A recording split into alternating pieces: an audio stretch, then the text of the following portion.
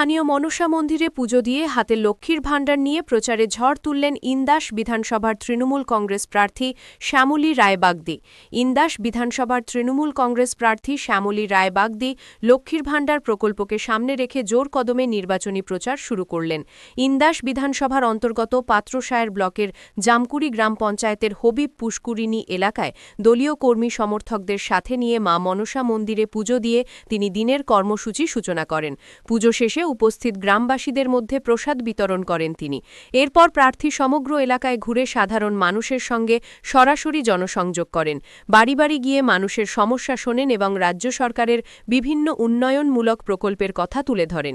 শ্যামলী রায়বাগদি বলেন, রাজ্যের সরকার মহিলাদের স্বনির্ভর করতে লক্ষ্মীর ভাণ্ডার প্রকল্পের ভাতা বৃদ্ধি করেছেন।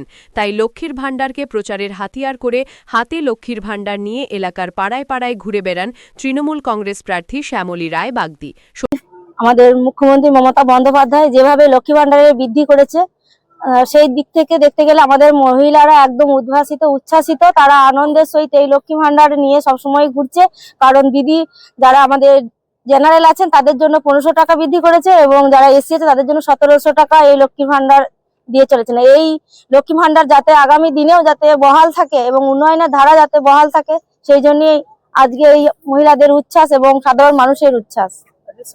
157 তপশিলি ইন্দাস বিধানসভার অন্তর্গত পাত্রসায়ের যে 5টি অঞ্চল আছে তার মধ্যে এই জামকুড়ি অঞ্চলে এসে আমরা প্রথমেই হবিব পুষ্করিণীতে এসে উপস্থিত হয়েছিলাম এবং সেখানে মা মনসার মন্দিরে পুজো দিয়ে আমরা এই প্রচারে শুরু করেছি।